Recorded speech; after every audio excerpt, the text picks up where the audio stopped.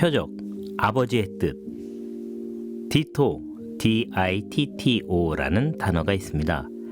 나도 라는 뜻이고요. 뉴진스의 노래 제목이기도 합니다.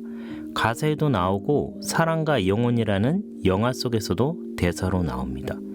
영화 속에서 동감이라는 뜻으로 쓰입니다. 우리는 누구에게 동감하는가? 동감하는 사람이 쓰는 물건을 사고 그들이 분석한 분석을 믿고 물건의 후기를 받아들여서 나도 그들이 뭘 궁금해하고 사고 지지하고 쓰는지 궁금해합니다.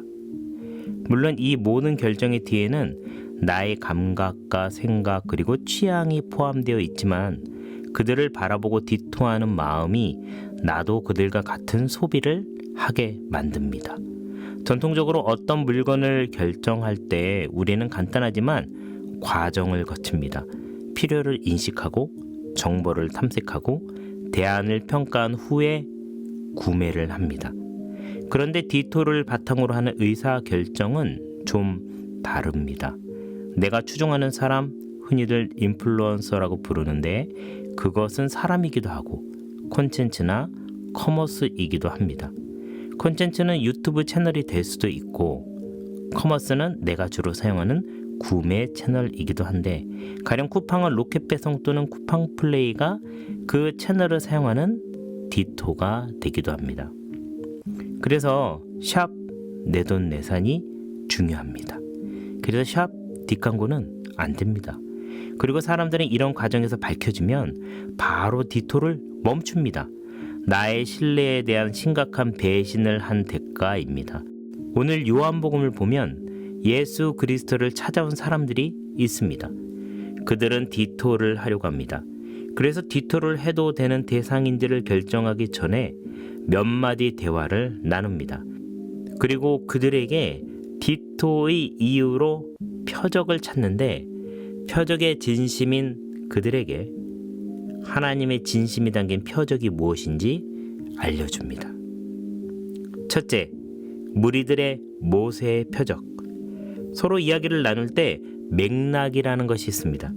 오늘의 이야기를 이해하기 위해서는 맥락 안에서 이해해야 하는데 예수 그리스도가 오병이어의 기적을 행하신 후에 사람들은 예수님을 왕으로 삼으려고 했습니다. 예수님은 피하셨고 사람들이 예수님을 찾아 헤매다가 예수님을 만나서 대화를 시작하였습니다. 예수 그리스도는 그들의 마음속에 일어나는 일에 대한 돌직구를 날리십니다. 요한복음 6장 26절입니다.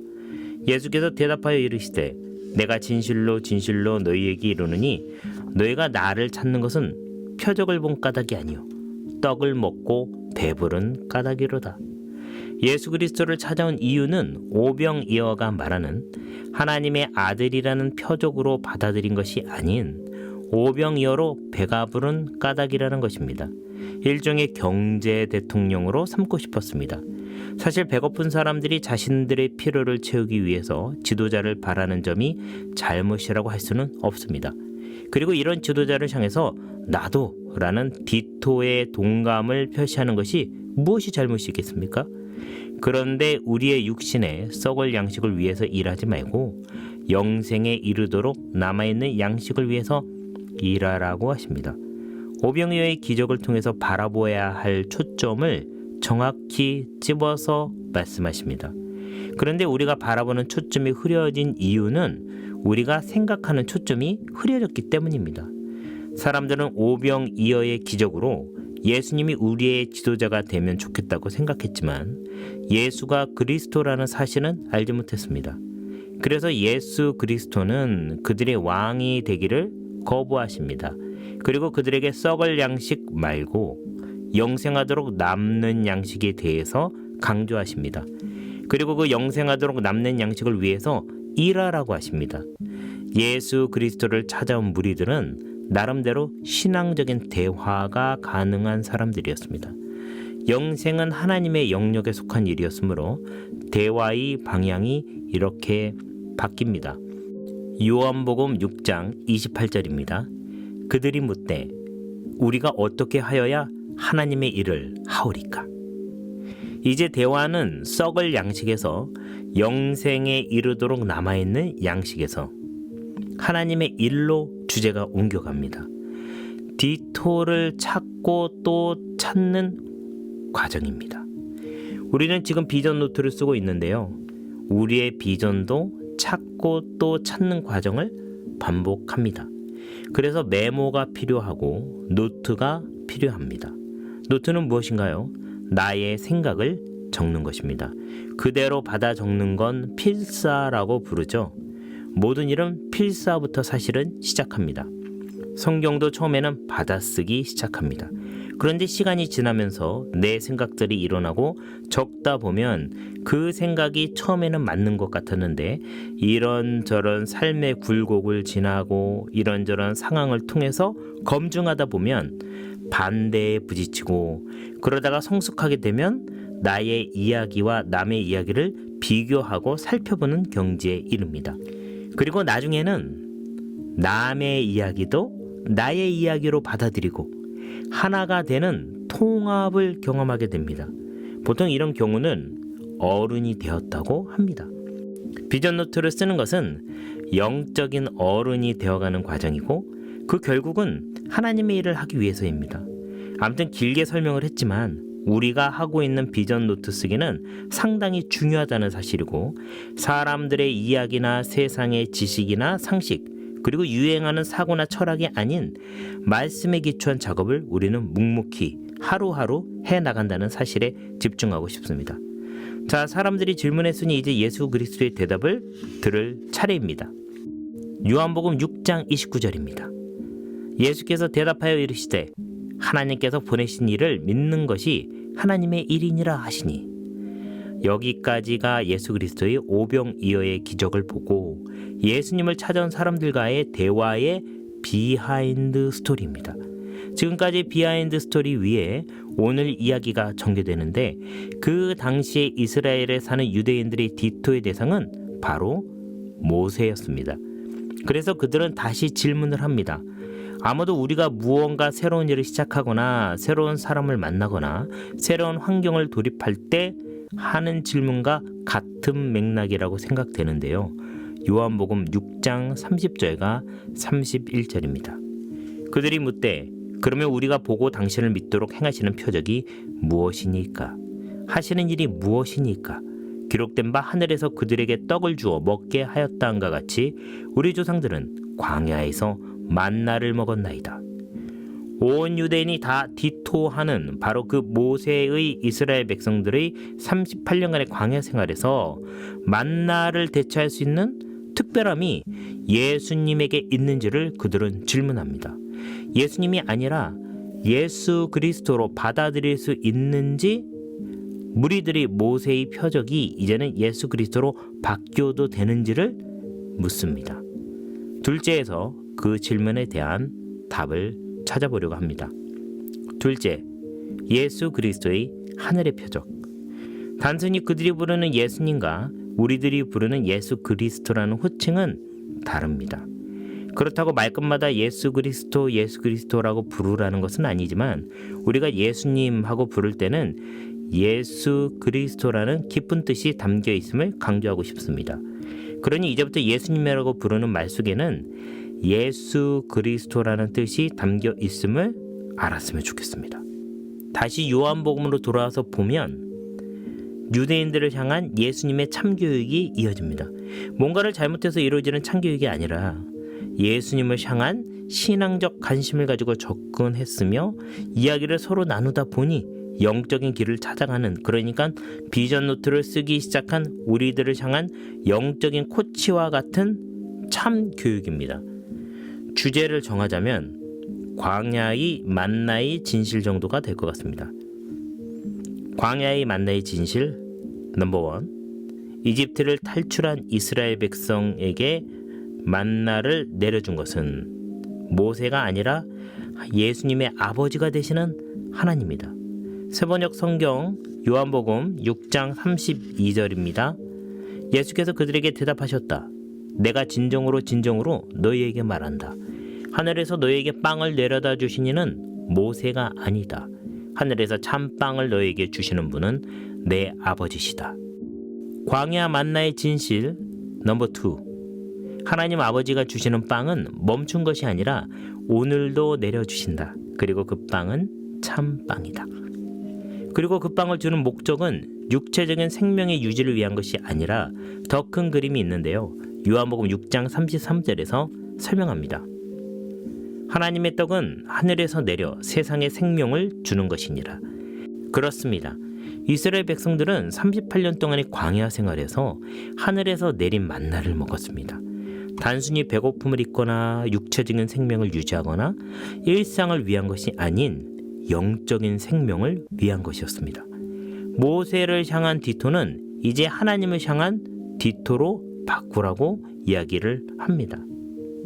예수님을 향한 디토를 하나님을 향해서 하라고 말씀하십니다. 우리의 비전 노트는 누구를 위해서 쓰는 것인가요? 나 자신을 위해서 쓰는 거죠. 그런데 이런 과정들을 통해서 결국에는 예수님을 향한 우리의 비전을 발견하게 됩니다. 그래서 주님의 뜻 안에서 우리의 뜻을 발견하게 해달라고 기도해야 합니다. 주기도문에 나와 있는 하늘에서 이루어진 뜻이 땅에서도 이루어지길 바란다는 것과 같은 맥락입니다. 예수님을 찾아온 무리들은 상당한 티키타카에 능한 이들이었습니다. 비전 노트를 쓰다 보면 스스로 티키타카를 하는 나를 발견하게 됩니다. 내가 질문하고 내가 대답하고 다시 반론을 제기하고 다시 스스로 답하는 과정을 거칩니다. 상당히 합리적인 생각을 주고받는 과정인데 이런 사고의 습관은 참 중요합니다. 더 중요한 것은 누가 이런 티키타카를 돕느냐입니다. 이들에게는 누가 돕고 있습니까? 유대인의 지도자들, 그러니까 바리새인, 사두개파, 대제사장들이 아닌 바로 예수 그리스도가 그들의 티키타카의 상대입니다. 우리는 비전 노트를 쓰고 여호수아 커뮤니티 소그룹에서 각자 깨달은 것을 한마디씩 나눕니다. 이때 뭔가 한마디를 하는 것이 중요합니다. 어느 순간이 지나면 이제 질문이 시작될 것입니다. 질문에 답하면서 한층 더 높은 단계로 나아가게 됩니다.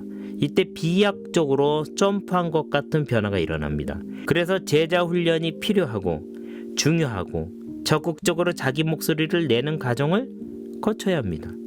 유대인들은 예수님에게 그 생명의 떡을 달라고 합니다. 그리고 예수님의 숨겨진 비밀, 숨겨진 힘을 말씀하십니다. 요한복음 6장 35절입니다. 예수께서 이르시되 나는 생명의 떡이니 내게 오는 자는 결코 줄이지 아니할 터이요 나를 믿는 자는 영원히 목마르지 아니하리라. 빵 이야기, 떡 이야기를 들으면서 목마를 텐데 생각했는데 어떻게 하셨는지 목마르지 않는다고 하십니다. 배고프지도 목마르지도 않는데 영원하다고 또 하시네요. 그리고 그 떡은 바로 예수님이시다 라고 비밀을 밝히십니다. 예수님은 심을 숨긴 예수님, 신숨예였습니다. 그분은 바로 하늘의 표적입니다. 그렇다면 예수님을 보내주셔서 퍼즐을 맞추시는 하나님의 표적은 무엇일까요? 셋째, 마지막 날의 하나님의 표적. 신앙생활을 하다 보면 어느 것이 하나님의 계획 속에 있는지 우리는 발견하게 됩니다. 예수님과 찾아온 무리와의 대화도 하나님이 주관하시고 허락하셨기에 가능했습니다. 그래서 이런 말씀을 하십니다. 요한복음 6장 37절입니다. 아버지께서 내게 주시는 자는 다 내게로 올 것이요 내게 오는 자는 내가 결코 내쫓지 아니하리라. 오늘 우리가 예배를 찾아 나온 것은 그 자체가 하나님의 은혜이고 선물입니다. 이곳으로 나를 인도하신 하나님의 뜻이 그 안에 숨겨져 있습니다. 그걸 찾아내야 합니다. 황금을, 진주를, 산삼을 캐듯 찾아내야 합니다. 그것이야말로 우리를 부르신 하나님의 은혜에 대한 응답입니다. 하나님의 뜻을 행하는 데 있어서 예수님은 어떤 마음으로 하셨을까요? 그 답은 요한복음 6장 38절에 있습니다. 내가 하늘에서 내려온 것은 내 뜻을 행하려 함이 아니요 나를 보내신 이의 뜻을 행하려 함이니라. 메시지 성경을 보면 그 뜻이 더 정확해지는데요. 내 뜻을 행하려 함이 아니요 일시적인 내 기분대로 하려는 것이 아니라고 번역했습니다. 그러니까 예수 그리스도의 이 땅 위에서의 사역은 자신의 뜻이 아닌 하나님의 뜻입니다. 그리고 예수님은 잠깐 일어나는 일시적인 기분대로 하지 않습니다. 예수님 자체가 하나님의 살아계신 표적입니다. 그리고 그 표적은 바로 마지막 날에 우리를 다시 살리시는 영생의 약속입니다. 세상에서 가장 두려운 것은 죽음입니다. 하나님은 우리에게 죽음을 이기는 영생을 표적으로 허락하여 주셨습니다. 그리고 그 표적이 확실하다는 증거로 예수 그리스도를 보내주셨습니다. 마치 하늘에서 떨어진 만나처럼요. 그러니까 우리의 디토라는 공감은 바로 예수 그리스도입니다. 그래서 우리는 예수님을 믿는다고 말하고 기도의 말미에는 예수님의 이름으로 기도합니다 라고 이야기합니다. 그리고 그분은 우리의 부활의 첫 열매 증거가 되셨습니다. 우리에게 모세의 표적과 같은 것이 있다면 오늘부터는 예수 그리스도를 우리의 표적으로 삼아야 합니다. 그리고 예수 그리스도라는 표적은 바로 하나님이 우리에게 마지막 날에 약속하는 표적이 된다는 사실을 잊지 말아야 되겠습니다. 아멘.